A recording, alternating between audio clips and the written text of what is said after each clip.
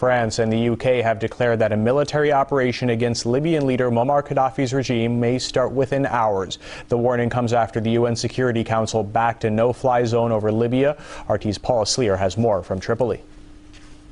Well, in theory, this no-fly zone could go into action today, Friday. We are hearing from the French government that it will act swiftly. The British cabinet is meeting, and from both these governments, we're hearing that they're ready to take action within hours. But there are still many unknowns. Questions like when exactly will this no-fly zone begin? Who will be involved? Who will have the chain of command? And what will be the involvement of Arab countries? Both Europe and the United States have made it quite clear that they do not want this to be a solely European-American response to another Muslim country. There needs to be military assistance given from the Arab world. The Libyan airspace has been closed. We're also hearing reports of clashes in the country's third largest city of Misrata, and we've been told that dozens of people have been injured. Several of them have already been killed. To the question of the whole no-fly zone, the UN chief, Ban Ki-moon, said that there needs to be immediate action. Realistically speaking, it seems as if this no-fly zone could only be implemented possibly tomorrow, possibly Sunday, and even as far from now as Monday. Now, the Libyan leader Muammar Gaddafi has threatened, though, that if the international community intervenes, he says, to quote him, that he will retaliate immediately.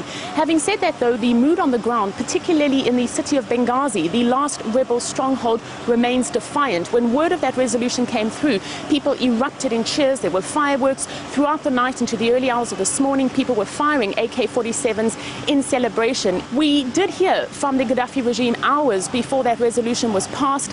At that stage, they threatened that they were planning a massive attack on Benghazi. Since then, and since the word of the passing of this resolution filtered through, we're hearing what seems to be a change of tactics, possibly in response to the resolution. The latest word now is that they will not attack Benghazi, but rather that the forces will encircle the city. The word coming out from the Gaddafi regime that they don't want to attack the city, but they simply want to bring it back into their control. People are asking the question, what exactly does a no-fly zone mean? If you look at the resolution, it talks about all necessary measures to be taken to protect civilians. So many asking, well, what are all necessary measures? You need to remember that 5 countries did abstain, including Russia. We're also now hearing from Turkey. They are against it. The European country not to vote in favor, also to abstain, of course, was Germany.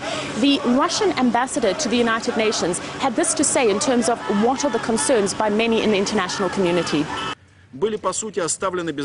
In essence, a whole range of questions raised by the Russian Federation and other Security Council members remained unanswered. Questions which were both concrete and legitimate. Questions regarding how the no-fly zone would be enforced, what the rules of engagement would be, and limits to the use of force.